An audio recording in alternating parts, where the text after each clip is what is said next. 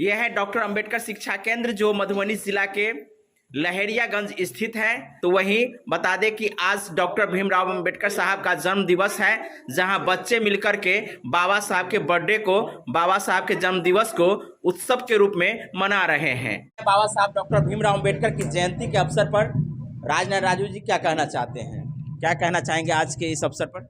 आज बाबा साहब डॉक्टर भीमराव अंबेडकर जी की जयंती है और इस अवसर पर हम सभी डॉक्टर अंबेडकर शिक्षा केंद्र परिवार की ओर से देशवासियों को अंबेडकर जयंती की ढेर सारी शुभकामनाएं एवं बधाइयाँ देते हैं। बाबा साहब का जो संदेश है कि शिक्षित बनो, संगठित हो, संघर्ष करो, उस पर हम लोग अग्रसर हैं और निश्चित रूप से शिक्षा ही एक ऐसा अस्त्र है जिससे बाबा साहब को सच्ची श्रद्धांजलि दी जा सकती है।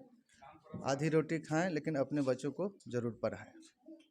बहुजनों का, दलितों का और जो खासकर इस बस्ती में के जो बच्चे हैं उसका कल्याण केवल और केवल शिक्षा से हो सकता है और बाबा साहब ने यही संदेश दिया है। इन्हीं संदेश के साथ संपूर्ण देशवासियों को पुनः अंबेडकर जयंती की ढेर सारी शुभकामनाएं बताएं। भारत का विकास इसी बच्चे के, इन्हीं बुजुर्गों के बल पे है।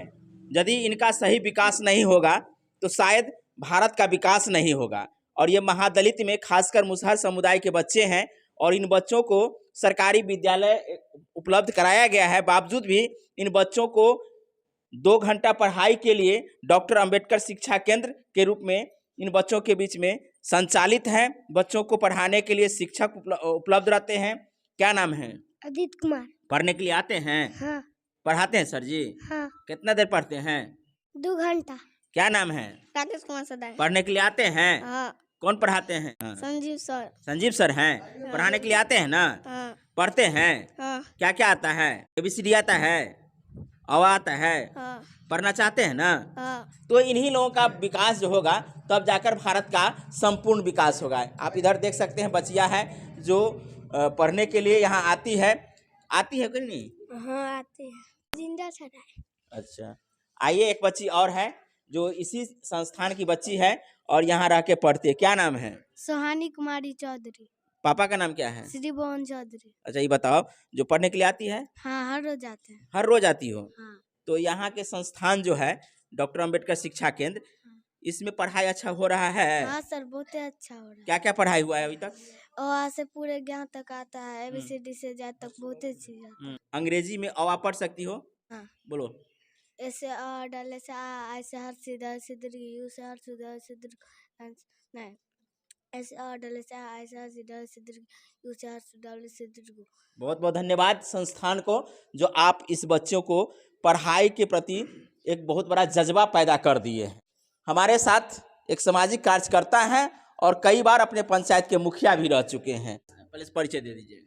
मेरा नाम अजित पासवान हुआ।